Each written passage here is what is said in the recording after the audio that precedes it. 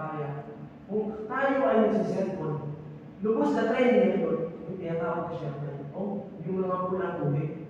No? Sa mga kabataan ay uso, pero subalit sa mga matanda na hindi na alam kung ano yun.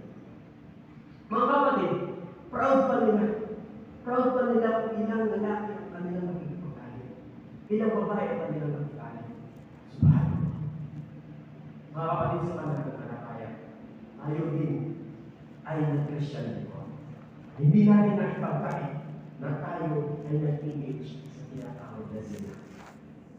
Mga kapatid sa pananampalataya, tayo po ay mga kalalaman. Ito po ay invitation sa atin. Mga kapatid sa pananampalataya, magtawag tayo sa ating Lord. Kasi po mga kapatid, ang zina ay isa po sa mga major sins na nagkakaroon ng tao sa mundo ito. Isa po sa mga major sins. Kaya po mga kapatid, ang sinabi po ng Allah subhanahu wa ta'ala sa mga Quran, al-zina innahu kana fahishatan wa sa'a billah. Ang malapit ito kahulugan. And do not come near to sin or adultery or fornication. Surely it has shameful deeds and evil deeds.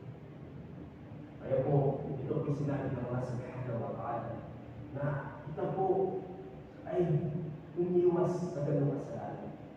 Hindi natin maiiwasan kung minsan tayo po ay nasa kapanahonan ngayon na kung saan sa harap-harapan sa ating mga cellphone na mag-scroll po tayo, hindi po natin maiiwasan na makikita natin na hindi dapat makita.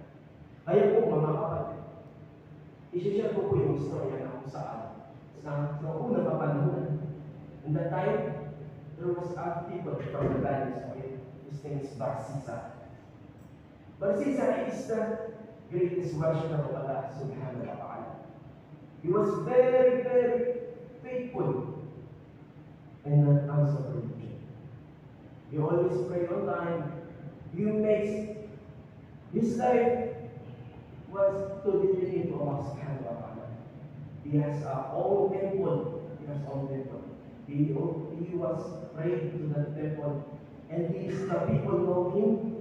He is a very pious. He is a righteous man. He is a believing man, my dear brothers and sisters. So what happened? And the two brothers was getting to the jihad. Madalawa pong magkakapatid na pupunta po ng jihad. Pero meron